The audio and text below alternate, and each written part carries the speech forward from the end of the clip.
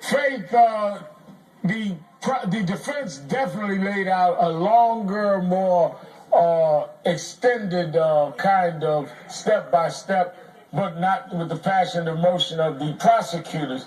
But he also had an unusual method of trying to connect with the jury. Let me play this to you. Knock, knock. Who's there? George Zimmerman.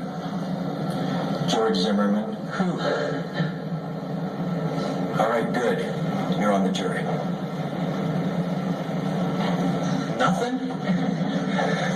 That's funny. I mean, a joke in the middle of a murder, an awkward joke at that.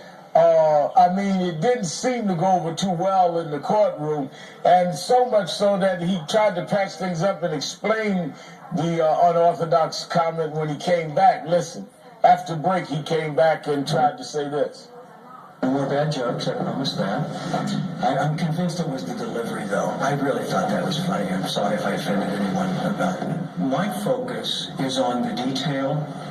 And if I have to sacrifice passion, it's not because I don't feel passionate about this case. It's been my life's work for the last year.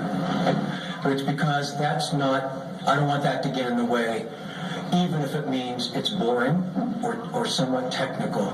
I want the information before you that you may consider in evaluating the evidence. Does something like this hurt the defense?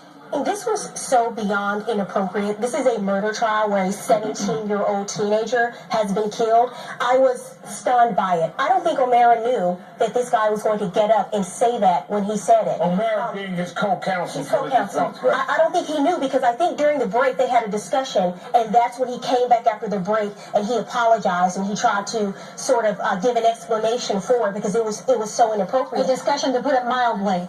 Right, to put it mildly. But I think that they were so taken aback by John Guy and his opening, and he wanted to get up and change the mood and change the tone in the courtroom, so he decides to tell a joke, and it backfired completely. Lisa? Yeah, this was a very, very insensitive comment. Consider that Trayvon Martin's parents are sitting right there, and this is the first day of the trial. Wiping their eyes. And you're telling knock-knock jokes? Are you kidding me? So I'm quite certain that at the lunch breaks, behind closed doors, the other members of the team had to have said, you've got to fix this. You really stepped in it. You've got to get back out there and apologize, and that's what he did. And to be fair, he did have another 2.5 hours of his opening statement where he did talk about the evidence. Now, Ken, how does that play in Florida?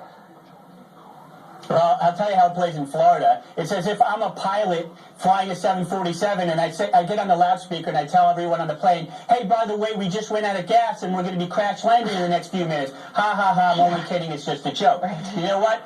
Joke. This is going to be used in every law school in the United States as what not to do in an opening statement in a trial of a dead 17-year-old. You do not do